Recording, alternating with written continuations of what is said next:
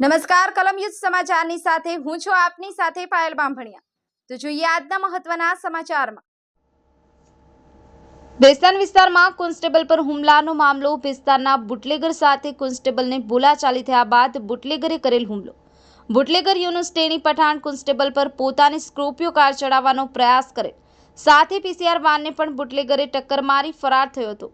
યુનુસે ભેસ્તાન પોલીસના ડિસ્ટાફ સાથે બોલાચાલી કરી ઝઘડો કરેલ। યુનુસે પીસીઆર વાનને રોડ પર અવારનવાર ટક્કર મારી હતી। પોલીસ કર્મચારીઓ રોકવા જતા યુનુસે પોલીસને જાનથી મારી નાખવાની ધમકી આપેલ। તપાસ દરમિયાન આરોપીની કાર સેલવાસ ખાતેથી મળી આવેલ બાદમાં માથાભારે બુટલેગર યુનુસ ટેડીની પણ પોલીસ દ્વારા ધરપકડ કરવામાં આવી। કલમ સમાચાર સુરત।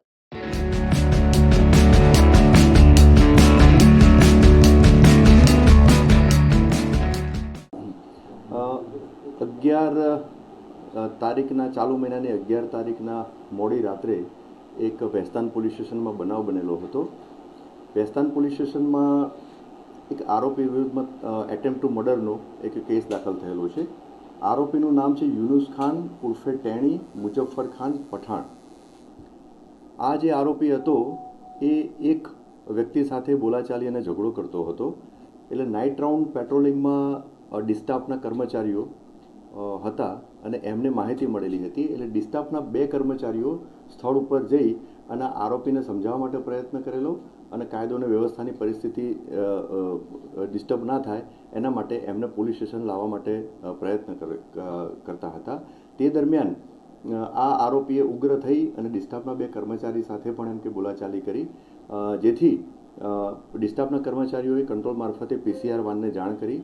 પીસીઆર વાનના ઇન્ચાર્જ અને અન્ય સ્ટાફ પીસીઆર વાન સાથે સ્થળ ઉપર આવ્યા તો મીનવાઇલ આ જે આરોપી હતો એની જે કબજાની સ્કોર્પિયો ગાડી હતી એને લઈ અને ભાગવાનો પ્રયત્ન કર્યો, જેથી પીસીઆર વાનના કર્મચારીઓ અને ડિસ્ટાફના કર્મચારીઓએ એનો પીછો કર્યો।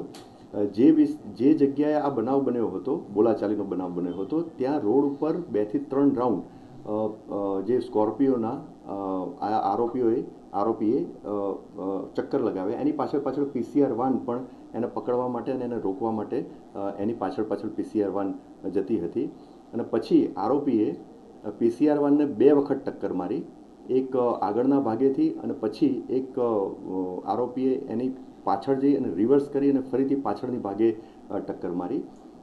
પોલીસ કર્મચારીઓ જે આરોપીને રોકવા માટે પ્રયત્ન કરતા હતા એ વખત પણ પોલીસ કર્મચારીઓને આરોપી ધમકી આપેલી હતી કે તમે મારી મેટરમાં કંઈ પડશો તો હું તમને પણ જાનથી મારી નાખીશ અને તમને છોડીશ નહીં।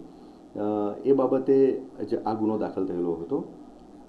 આરોપી આ ગુનો કર્યા પછી તાત્કાલિક એ ત્યાંથી ફરાર થઈ ગયેલો હતો। ગુનો દાખલ થયા પછી તપાસ દરમિયાન જે આરોપીની જે વાહન જે છે સ્કોર્પિયો વાહન એ સેલવાસ ખાતેથી તપાસના કામે કબજે કરવામાં આવેલું હતું અને આરોપીની શોધખોળ ચાલુ હતી। તે દરમિયાન સ્થાનિક પોલીસ સ્ટેશનના ડિસ્ટાફના કર્મચારીઓને ઇનપુટ મળેલ હતી અને એ આધારે ભેસ્તાન રેલવે સ્ટેશનની બાજુમાં થી એ મળી આવેલો હતો। તેને હસ્તગત કરી અને તપાસના કામે પૂછપરછ કરી અને એની ધરપકડ કરવામાં આવેલી છે। તપાસ દરમિયાન આરોપી વિરુદ્ધમાં બોડી ઓફેન્સીસ, પ્રોહિબિશનના અને ગેમ્બલિંગના ગુના પણ દાખલ થયેલા છે અને જે તે વખતે બનાવ બન્યો અને જેની સાથે આ આરોપીએ જે માથાકૂટ કરેલી હતી, બોલાચાલી કરેલી હતી, એણે પણ ભેસ્તાન પોલીસ સ્ટેશનમાં ફરિયાદ આપેલી છે। તો એ બાબતે પણ કાર્યવાહી ચાલુ છે। આરોપી દ્વારા કયા કારણોસર બોલાચાલી કરવામાં આવી હતી? આરોપીની ભત્રીજી હતી, એને જે આરોપી સાથે જેને બોલાચાલી થયેલી હતી એ જેની સાથે બોલાચાલી થયેલી હતી આરોપીને એવું હતું કે એની ભત્રીજીને એ વ્યક્તિ એને છેડતો હતો અને એને હેરાન કરતો હતો। એટલે આરોપીએ આ જ કારણે એની સાથે બોલાચાલી કરેલી અને એને માર પણ મારેલો હતો। સર, આ જે ગાડી છે કોના નામે છે ને ક્યારે લીધી? એ ગાડીની હજુ તપાસ ચાલુ છે અને એ તપાસ દરમિયાન જે કંઈ હકીકત નીકળશે આપની સમક્ષ શેર કરવામાં આવશે। સર, 3 થી 4 કેસો થયા છે, હવે આગળની શું કાર્યવાહી રહેશે આ આરોપી વિરુદ્ધ? મેં જેમ આપને જણાવ્યું કે આરોપી વિરુદ્ધમાં બોડી ઓફેન્સીસ પણ દાખલ થયેલા છે અને પ્રોહિબિશન અને જુગારના કેસ પણ દાખલ થયેલા છે.